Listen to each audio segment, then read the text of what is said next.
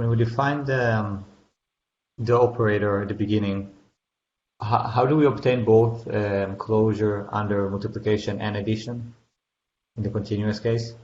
To prove this, I have to do some work, which I haven't done yet. Our whole notion of matrix functions was based on notion of both multiplication and addition, because the way we made sense of some function being exponential of another function is that we said we could expand this as a series. And in this series, we were raising what's inside here on the power and adding it up. So that's, the Lie algebra. Well, algebra was built in. It's just algebra operations you're allowed to do on a linear vector space. You can multiply them numbers, matrices, and you can add them up. So that's does that answer your question? Yeah, so the T matrices and the coefficient beforehand, those will be given to us. We already know them. The T matrices are obtained in the way I got them here.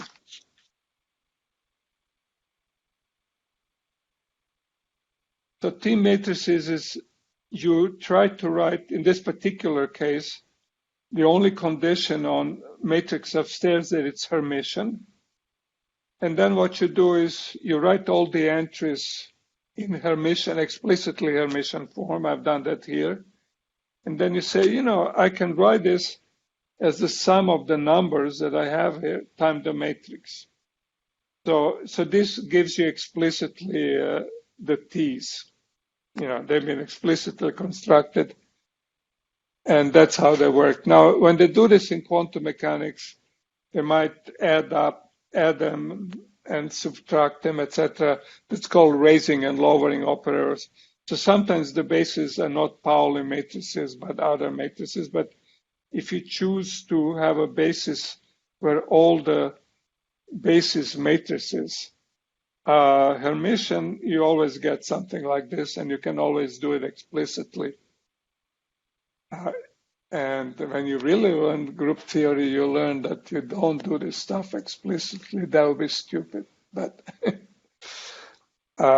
is that now an answer?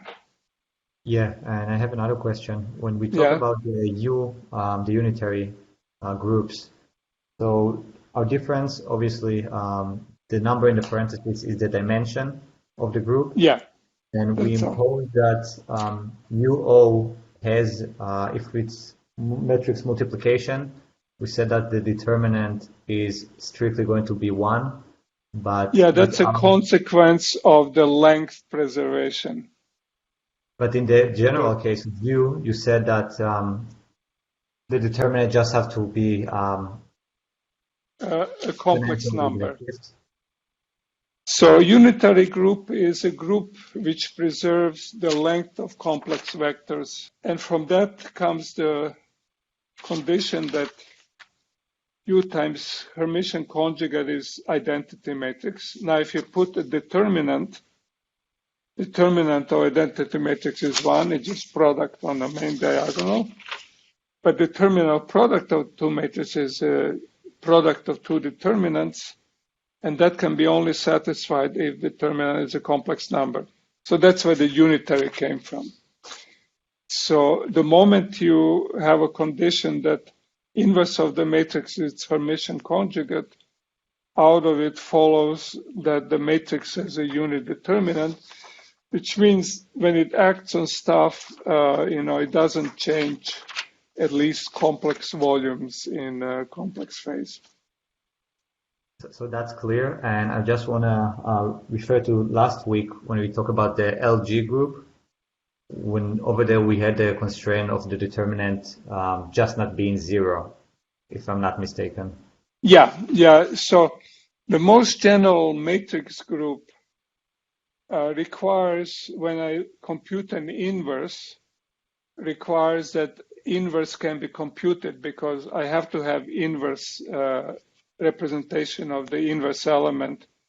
Otherwise, it's not a group.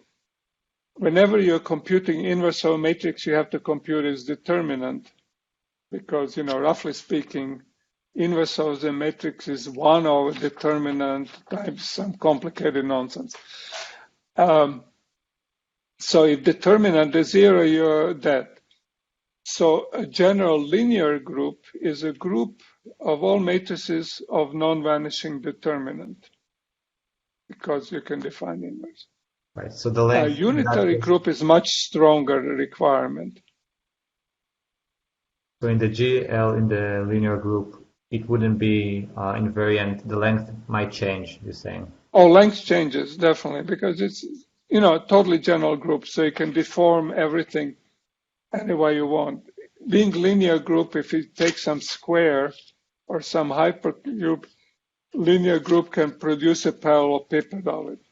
But that parallelepiped can be oriented any way and have any shape, as long as it's not of a lower dimension as the original problem.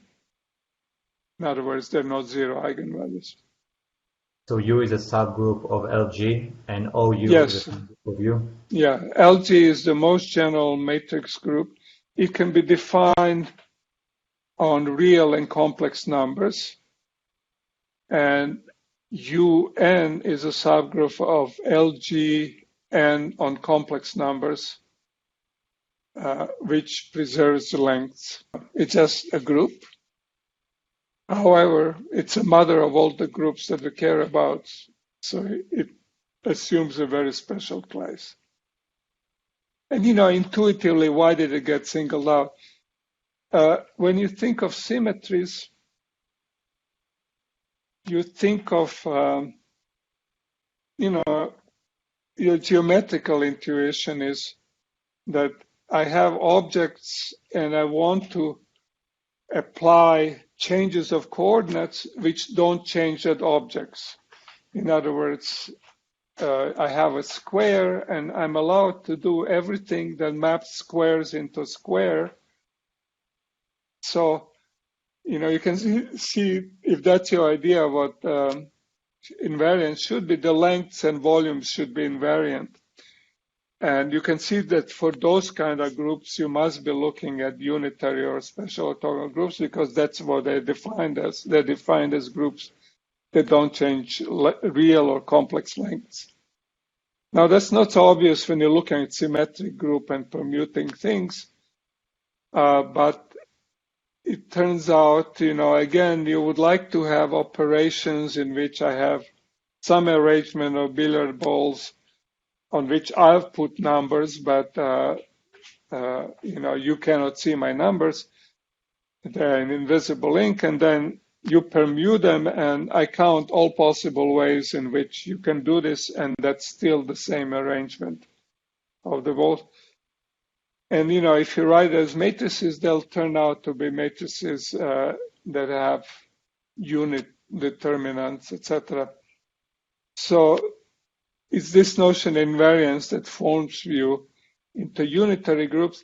Now, the simplest invariance you can require is just that distances don't change. Remember, when we looked at complex numbers, they changed distances, but they didn't change angles.